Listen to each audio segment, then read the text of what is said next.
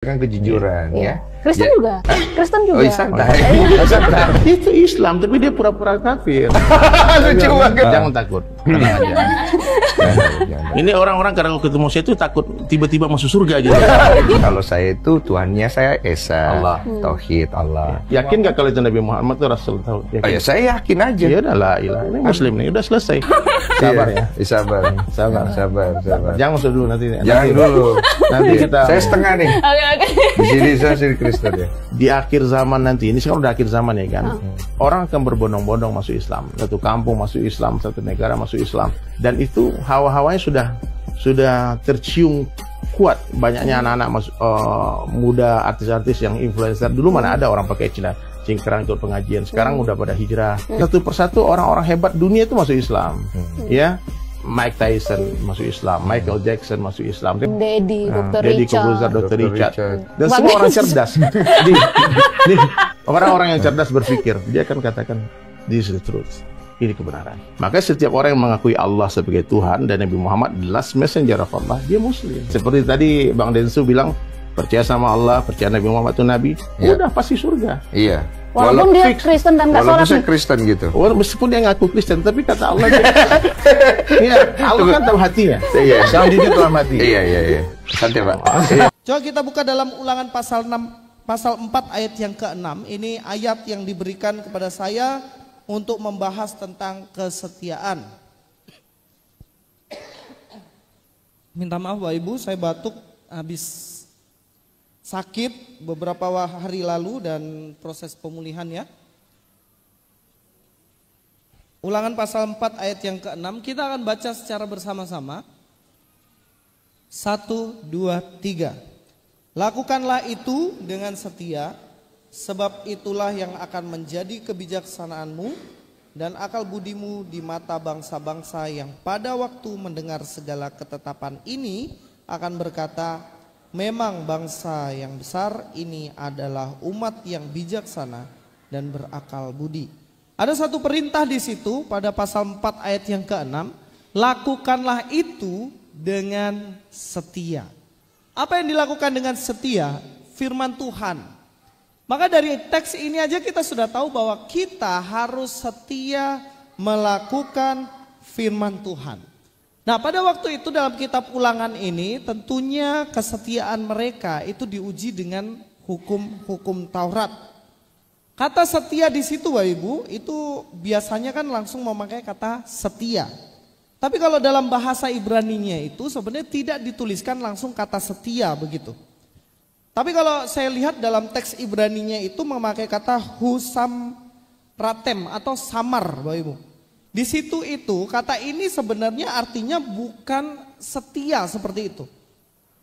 Tapi arti dari kata ini yaitu bisa berarti ke watch atau guardian gitu ya, atau watch mengawasi.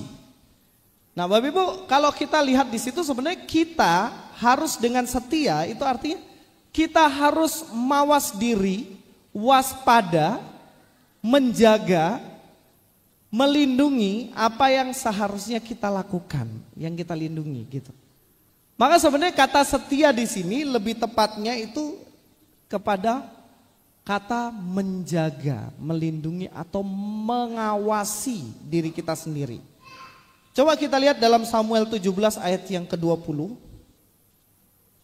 Dalam Samuel 17 ayat yang ke-20 kita akan lihat situ. Samuel 17 ayat 20 Bapak Ibu. Saya akan membacanya ya. Silakan Bapak Ibu lihat dalam Alkitabnya masing-masing.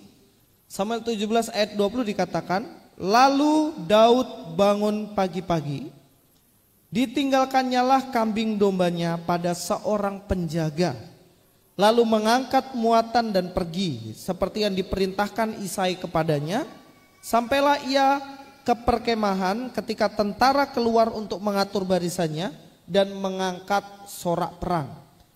Bapak Ibu kalau kita lihat di sini, Samuel dalam 17 ayat 20 itu menceritakan tentang Daud. Daud itu kan seorang muda tapi dia adalah gembala.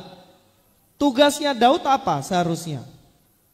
Tugasnya Daud jelas menjaga dombanya, melindungi dombanya dari serangan serigala. Tidak hanya serigala, tapi melindungi juga dari serangan beruang, harimau, macan, binatang yang bisa mengancam nyawa dari domba-dombanya. Itu tugas seorang Daud. Jadi kata setia melakukan firman itu semacam ini. Bagaimana dia tetap setia untuk menjaga, melindungi domba-domba dari serangan. Tapi di sini kalau kita lihat, Daud kan disuruh untuk pergi ke kakaknya waktu perang. Nah kalau dia pergi, terus gak ada yang jaga dombanya. Terus nanti kalau dombanya dimakan sama serigala, siapa yang mau tanggung jawab? Ya kan? Sehingga apa yang dilakukan Daud dalam teks ini Bapak Ibu? Dia menyuruh seorang penjaga untuk melindungi dombanya.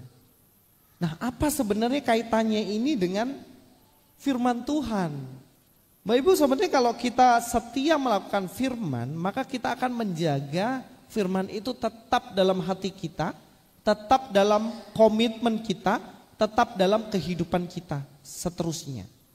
Kita akan relatekan ini dalam kehidupan yang sehari-hari dan lebih sederhana dari ini ya. Sebenarnya kata ini juga artinya tidak hanya watch atau guardian ini ya, atau menjaga ini, tapi juga artinya itu lebih ke be careful about protect. Sangat-sangat hati-hati dalam melindungi sesuatu, menjaga sesuatu itu. Dalam Mazmur 121 ayat yang ke-7, coba kita akan lihat. Dalam Mazmur 121 ayat yang ke-7. Dikatakan di situ, Tuhan akan menjaga engkau terhadap segala kecelakaan, Ia akan menjaga nyawamu. Nah kata yang tadi itu, yang saya bilang itu tentang setia melakukan firman-Nya, itu relasinya juga dengan Mazmur 121 ayat 7. Dikatakan apa? Tuhan akan menjaga engkau terhadap segala kecelakaan. Menjaga, sekali lagi. Kita tetap menjaga firman itu utuh dalam hidup kita sehingga kita bisa melakukannya itu hari demi hari. Bapak Ibu, seberapa sering kita kalau pergi gereja, dari rumah pergumulan penat banyak sekali ya kan? Problem anak, problem keluarga, belum suami, belum istri, belum apapun ekonomi dan lain-lain, sudah penat, pergi ke gereja. Duduk di gereja mau dengar firman Tuhan, makin stres. Apa pula yang dibilang ini kan? Pulang bukan sukacita, makin mumet boy. Dan kita lupa apa sebenarnya yang kita dengar. Dan ketika kita diperhadapkan pada satu masalah, ngeblank langsung, tidak tahu apa yang dilakukan. Karena apa? Kadang-kadang kita tidak mengkeep, tidak menjaga itu tetap dalam hati kita, dalam diri kita. Itulah kenapa kalau kita lihat tentang kesetiaan, berarti kita menjaga komitmen itu untuk terus melakukan sesuatu. Dalam pernikahan, contohnya, ya tentunya kita harus menjaga pernikahan itu dengan setia. Makanya kesetiaan itu ada ketika kita bisa menjaga komitmen, menjaga apa lagi? Janji. Suatu hari ada seorang bapak di dalam pekerjaan diajak bosnya. Ayo kita ketemu kolega kita katanya. Kita di sana akan bertemu dia dan kemudian setelah makan-makan kita akan pulang katanya.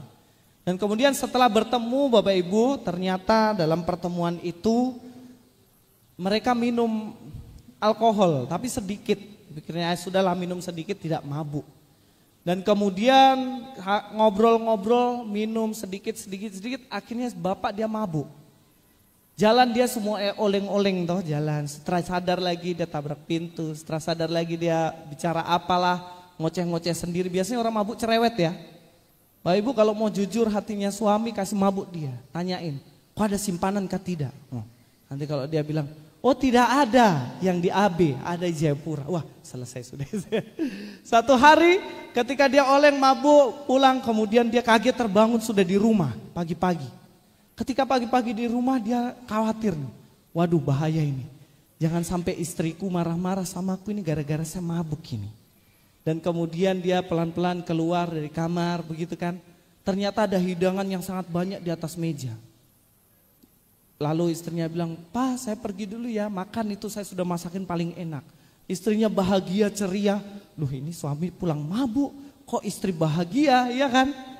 Dia penasaran, sang suami tanya sama anaknya, "Nak, kenapa ya? Papa pulang mabuk, kok mama nggak marah? Malah mama happy-happy."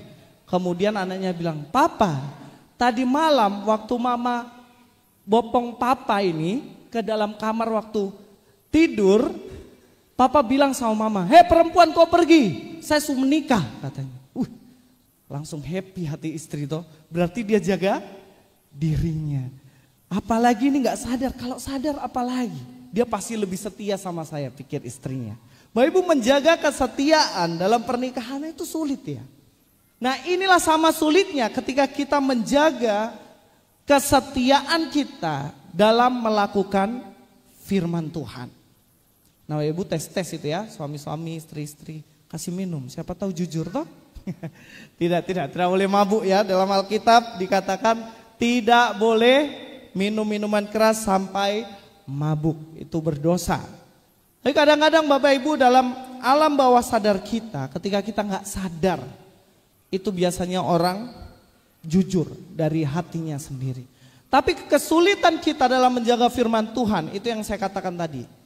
Kesetiaan kita melakukan firman Tuhan akan diuji ketika ada yang namanya godaan.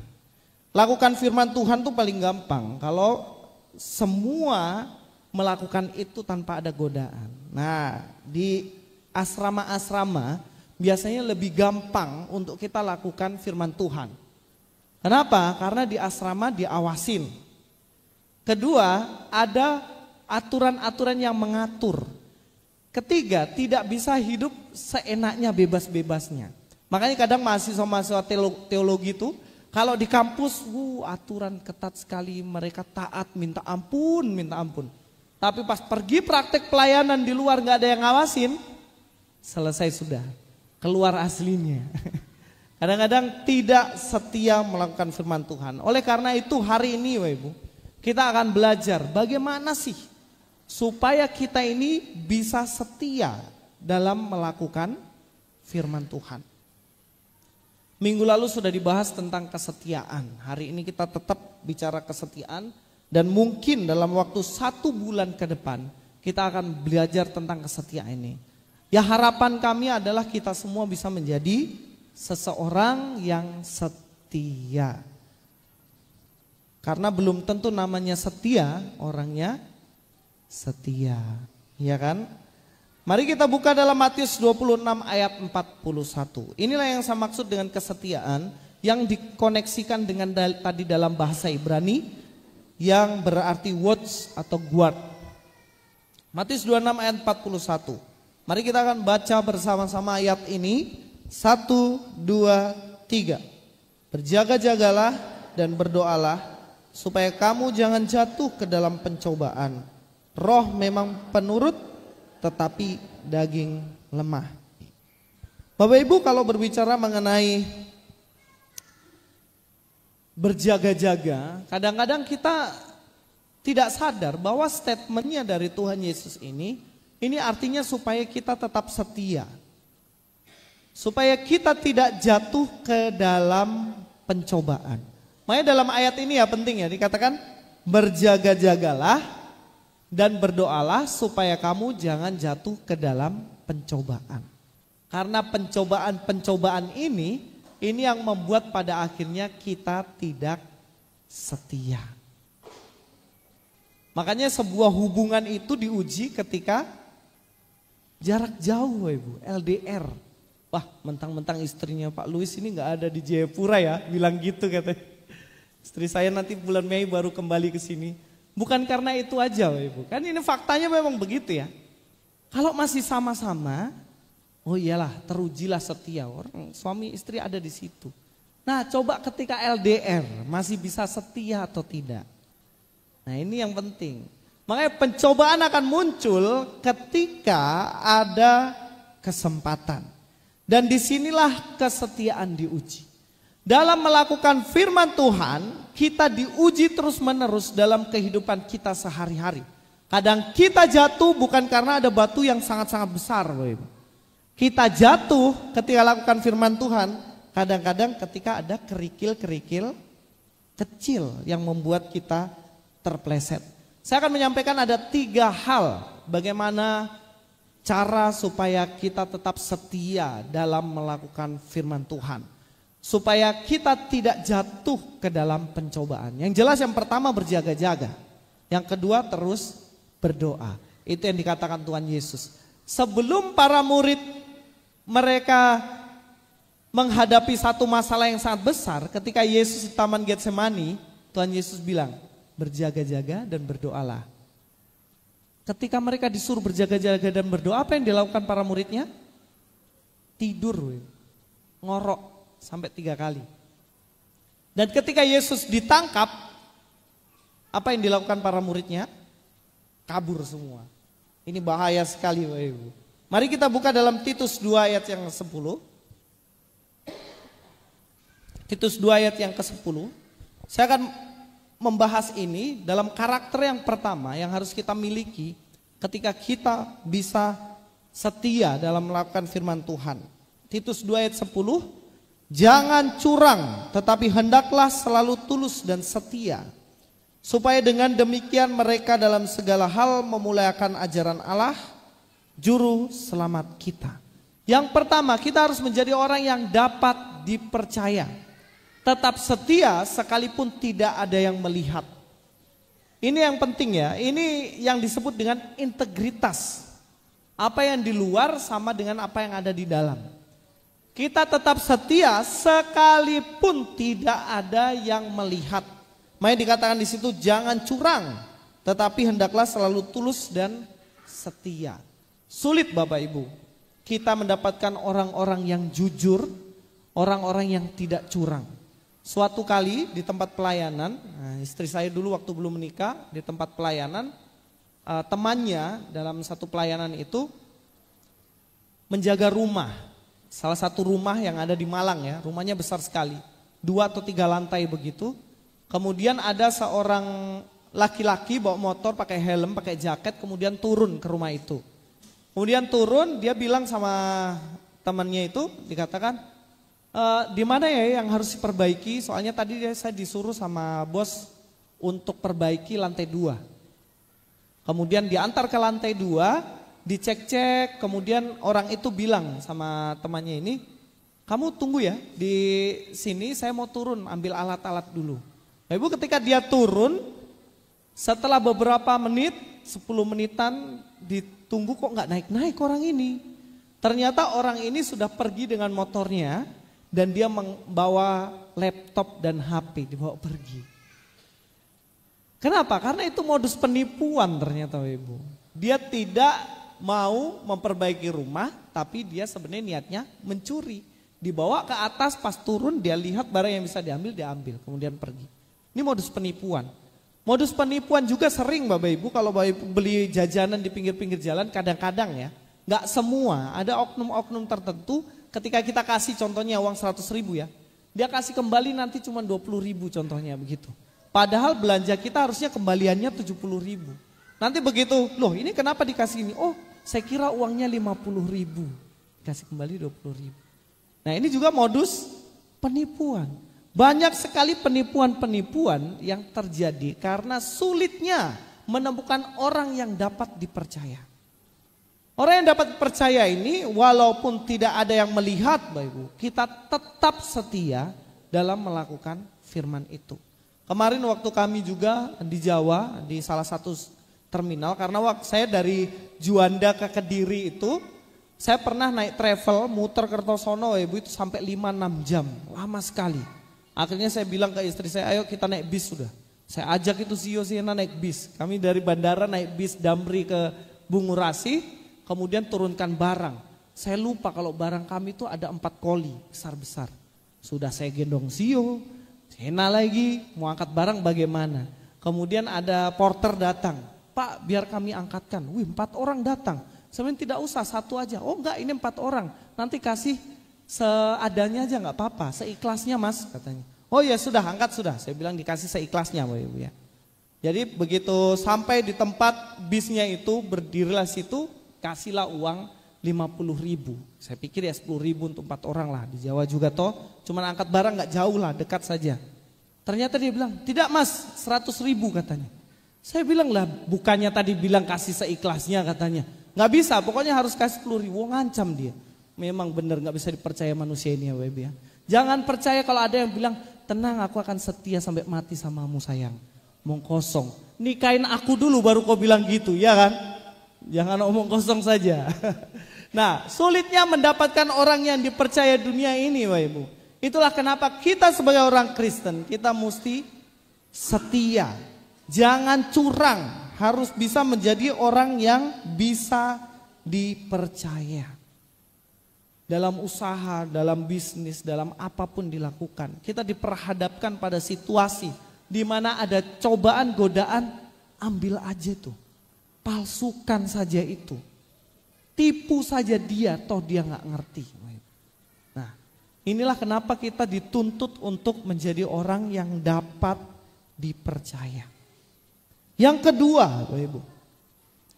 Yang kedua yaitu komitmen untuk melakukan firman Tuhan. Kita harus memiliki yang namanya komitmen. Setelah kita dipercaya Bapak Ibu, kita memiliki komitmen. Apa ini komitmen nih?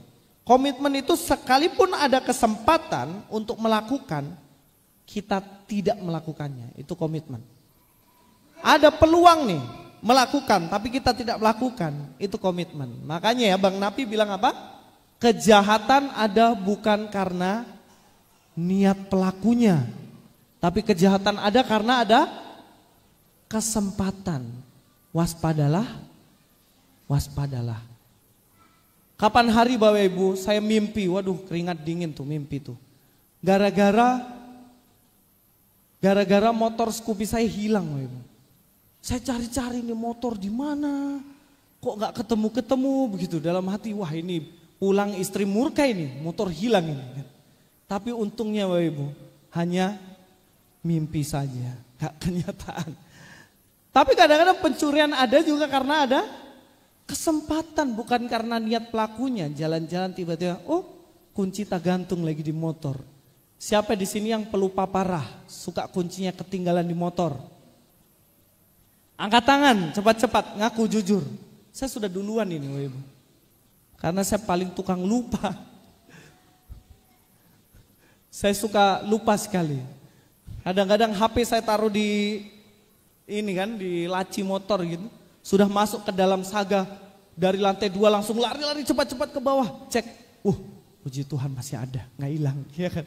Karena saya pernah kehilangan itu di Batam. Saya taruh di situ, baru jalan 5 menit balik lagi, sudah hilang. Saya yakin tukang parkirnya ngambil. Cuman gak ada bukti kan. Nah Bapak Ibu, kejahatan itu karena ada kesempatan.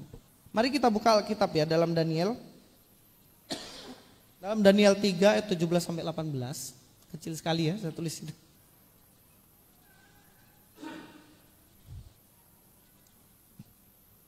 Daniel 3 ayat 17-18. Dikatakan, jika Allah kami yang kami puja sanggup melepaskan kami, maka ia akan melepaskan kami dari perapian yang menyala-nyala itu. Dan dari dalam tanganmu ya Raja.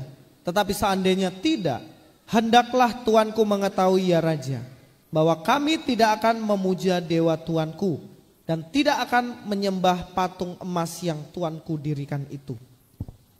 Ini sebenarnya bentuk pengakuan komitmen dari Sadrak, Mesak, dan Abednego. Kenapa? Karena pada waktu itu mereka disuruh sembah patung. Patung besar sekali ya. Patung raja yang sangat besar. Jadi ketika musik bunyi, trompet berbunyi, gitar berbunyi, semua rakyat harus sujud menyembah kepada patung itu. Tapi di situ ada 3 orang yang tidak mau menyembah kepada patung. Ketika dibunyikan trompet, mereka masih tetap berdiri. Dan kemudian raja murka dan 3 orang ini akan dihukum. Dilempar ke dalam api yang menyala-nyala. Ketika dilempar ke dalam api yang menyala-nyala Bapak Ibu, mereka ditanyai terlebih dahulu. Kalian bertiga mau tetap dengan pendirian kalian untuk menyembah Allah kalian, tapi kami akan buang kalian dalam api, atau kalian mau sujud menyembah kepada patung raja. Bapak Ibu, ada pilihan dan kesempatan tuh. Ada pilihan dan kesempatan. Kalau kita yang diperhadapkan pada posisi itu, kira-kira apa yang dipilih, Bapak Ibu? Saya kadang-kadang bayangkan tiba-tiba ditodong pisau gitu di leher gitu. Kau pilih Yesus atau kau sangkal Yesus? Wah, ini pisau di leher. Dalam pikiran, satu anak masih kecil, ya kan? Dua-dua, nanti kalau saya mati siapa yang ngurus mereka?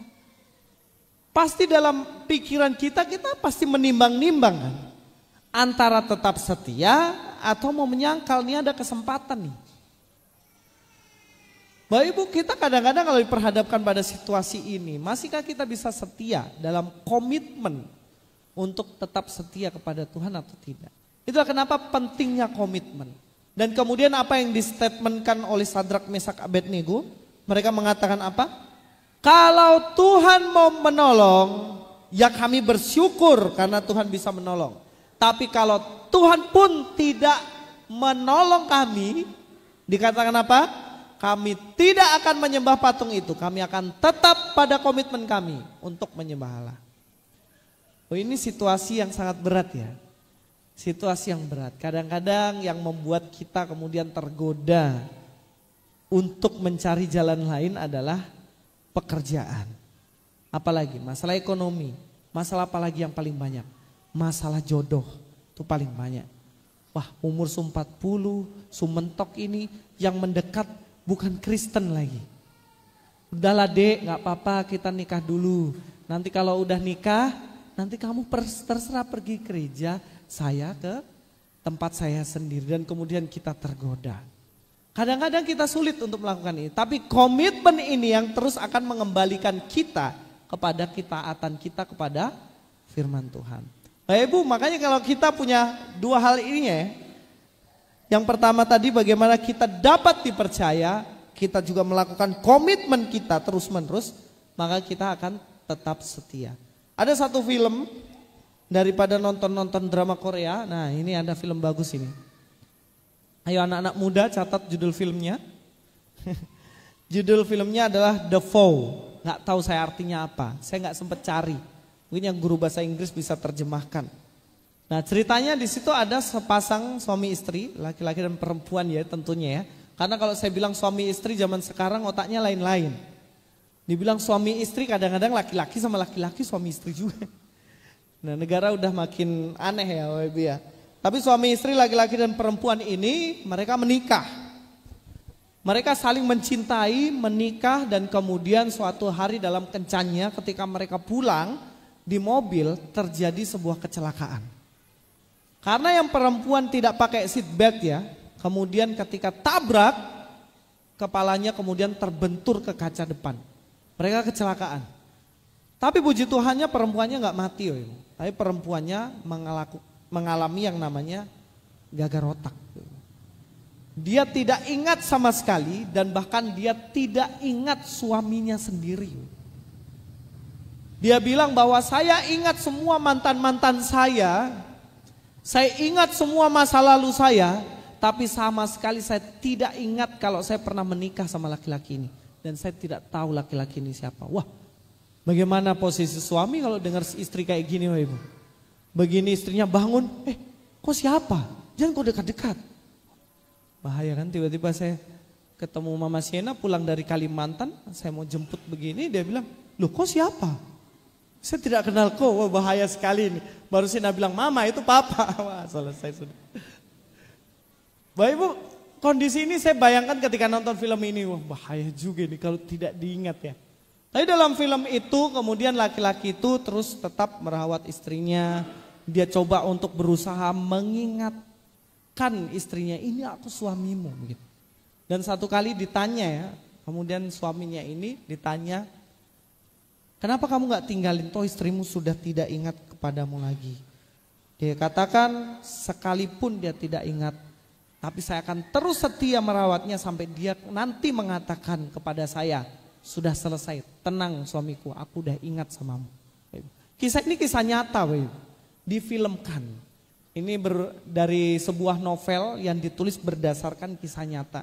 Ternyata masih ada juga seorang laki-laki yang setia kepada istrinya, sekalipun istrinya gagar otak dan lupa siapa dirinya. Makanya jangan bilang kalau gak ada di dunia ini laki-laki yang setia, jangan naif. Banyak ibu-ibu juga yang gak setia sama suaminya toh, sama-sama saja. Yang penting takut Tuhan, pasti kita bisa melakukan ini. Nah, komitmen dalam pernikahan ini sebagai penggambaran komitmen kita juga dalam setia mengikut Tuhan. Makanya tanpa adanya komitmen itu selesai. Suatu hari dulu ada seorang mentor saya punya mama datang. Kemudian ibu-ibu ini ya orang Batak ya, inang-inang ini tiap kali ketemu saya selalu bilang begini, Luis, kau menikah nanti sudah bukan soal cinta lagi. Kenapa inang-inang cerita ini ya? Saya bilang, saya juga gak punya pacar kan waktu itu. Inang-inang ini selalu bilang begitu. Pokoknya kamu kalau menikah ingat ya, menikah bukan soal cinta lagi katanya. Lalu soal apa kalau bukan soal cinta ini? Tapi soal bisa saling menerima satu yang lain apa enggak. Karena nanti tinggal komitmen loh. Kamu lihat kan dulu kan, ya istrimu cantik-cantik. Tapi kan suatu saat sudah umur 63, 64, 83, 85. Keriput-keriput semua. Masih kok cinta sama istrimu. Tinggal komitmen toh. Nah, Bapak Ibu, inilah yang penting untuk kita lihat. Bahwa komitmen dalam firman Tuhan. Ini ketika kita sudah melihat bagaimana kondisi dunia ini sudah tidak sesuai dengan apa yang kita harapkan. Sudah tidak sesuai dengan apa yang kita mau. Masihkah kita mau tetap berkomitmen melakukan firman-Nya? Ketika kita berdoa terus sama Tuhan, Tuhan tolong usahaku udah mulai sepi nih Tuhan. Begitu kita berdoa tiap hari, usaha bukan makin pulih tapi makin sepi. Tuhan, saya mau setia terus dalam pekerjaan ini. Bukan makin setia dalam pekerjaan, kita malah dipecat sama bos. Ketika semua kondisi dunia ini udah gak sesuai dengan mau kita, masihkah kita mau komitmen melakukan firman-Nya gitu loh. Bapak Ibu, ketika tantangan-tantangan yang makin parah seperti ini. Kita tahulah usaha di Indonesia ini udah makin lesu kan. Tidak hanya di sini, dimanapun semua terdampak Bapak Ibu. Tapi masihkah kita mau berkomitmen melakukan firman? Ketika apa yang kita idealkan tidak sesuai dengan apa yang menjadi realita. Gitu. Yang ketiga Bapak Ibu, untuk kesetiaan tinggal konsistensi. Mungkin kita bisa menjadi pribadi yang dipercaya. Mungkin kita bisa komitmen sampai 3-4 tahun ini. Tapi bisakah ini konsisten sampai Tuhan Yesus datang kedua kalinya? Nah, ini baru setia. Makanya saya sengaja kasih foto di situ. Tete sama Nene. Tete Nene bule ini. Saya sengaja kasih. Kenapa? Karena kesetiaan sebuah pernikahan diuji ketika kita bisa sampai akhir hidup kita. Sampai rambut putih, sampai menua, Bapak Ibu. Konsistensi. Mari kita buka dalam Roma 3 ayat 3, kita baca di situ. Kita baca bersama-sama, 1, 2, 3. Jadi bagaimana jika di antara mereka ada yang tidak setia? Dapatkah ketidaksetiaan itu membatalkan kesetiaan Allah? Kita tahu bangsa Israel tidak ada yang setia. Ditinggal Musa 40 hari di Gunung Sinai, mereka sudah kumpulin anting, kumpulin kalung, kemudian membuat sebuah patung lembu emas. Ketika Musa turun, mereka sudah joget-joget, menari-nari, dan mereka menyembah berhala. Mereka tidak setia. Abraham, Tuhan janjikan, kau punya anak nanti akan banyak seperti bintang di langit. Kau punya anak nanti akan banyak seperti pasir di Besji. Tuhan sudah janji nih. Tapi apa yang dilakukan Abraham? Dia pergi, aduh kayaknya istriku gak punya anak ini. Kemudian dia pergi cari gundiknya, Hagar dikawinin. Kemudian muncullah anak yang namanya Ismail. Dia tidak setia. Dia tidak setia, terbukti tidak setia. Salomo dengan segala kebijaksanaannya, Tuhan kasih dia hikmat yang bahkan tidak ada orang yang seperti dia. Tapi dia menikah, istrinya 700, 300 gundik, dan di akhir hidupnya dikatakan dia membangun kuil penyembahan berhala dan dia ikut sujud menyembah berhala itu. Salomo tidak setia. Tetapi dikatakan dalam Roma 3 ayat 3, sekalipun mereka orang Israel tidak setia, dapatkah ketidaksetiaan itu membatalkan kesetiaan Allah? Tidak. Allah tetap setia. Itulah kenapa kesetiaan kita itu tidak lekang oleh waktu, harus konsisten. Seperti Allah yang punya kesetiaan konsisten. Kemarin saya diundang pelayanan YPPI, Pak Ibu. Saya kan memang pelayanan dulu setahun di YPPI ya. Jadi saya sudah lama sekali tidak pelayanan di situ. Kayaknya sudah bertahun-tahun lah. Terakhir tuh kayak 2016 atau 2017. 8 tahun yang lalu ya. Udah lama sekali saya tidak pelayanan. Tapi kemarin pas kosong kemudian dihubungin, bisakah hambanya, katanya Pak Rulian ya. Kemudian, oke siap, saya bisa. Saya pergi kemudian datang ibadah di situ. Kemudian saya salamin satu-satu. Memang gak banyak Pak Ibu, sedikit. Tapi ada satu ibu, oma-oma. Kemudian saya salami, saya bilang, Oma masih setia ya ikut ibadah ini? Bilang, iyo kakak, saya masih tetap setia. Walaupun umur saya kemarin tanggal 5 itu, tanggal 5 Maret itu, saya sudah 86 tahun. Ibu bayangin. 86 tahun dia masih datang ibadah setia dengan firman Tuhan. Saya bilang, ini oma lututnya gak goyang kah? Saya ini masih 35 ini, getar-getar ini nih kalau berdiri 1 jam. Ini oma 86 tahun dia tetap konsisten. Yang dulu 2012-2013 saya yang pergi jemput-jemput dia untuk datang ibadah. Dan saat ini 86 tahun dia masih tetap ikut ibadah itu. Lalu saya tanya, baru oma-oma yang lain mana nih Pak Barulian? Kok tinggal satu oma ini? Bilang, ini kakak Luis ini tidak dengar berita kah? Oma-oma yang lain sudah dipanggil Tuhan katanya. Termasuk Ibu Yoeni kan. Bu Yoeni dulu pelayanan saya juga di Persekutuan YPPI. Dan sudah dipanggil Tuhan juga. Dan semua oma-oma yang ada di YPPI sudah banyak yang dipanggil Tuhan. Sisa oma yang 86 tahun kita gak tahu kapan Tuhan panggil toh. Tapi yang saya syukuri adalah konsistensi ini yang luar biasa ia lakukan. 86 tahun masih terus setia dalam pelayanannya. Dan ini teruji oleh waktu. Bapak Ibu, saya sangat rindu sekali ketika saya lihat, wah dalam hati saya Tuhan, saya juga mau setia sampai tua nanti. Sampai umur yang tua pun saya akan mau setia seperti itu.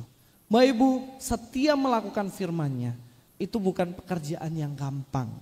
Kelihatannya gampang, secara berteori gampang. Tapi kalau kita dihadapkan pada situasi yang berat, persoalan ekonomi, persoalan keluarga, persoalan pekerjaan dan lain-lain, bisa jadi kita mencari jalan pintas dan kita tidak setia melakukan firman-Nya. Tapi firman Tuhan hari ini mengingatkan kita untuk bisa menjadi orang yang dapat dipercaya, untuk menjadi orang yang berkomitmen dan tetap konsisten terus-menerus dalam melakukan firman-Nya.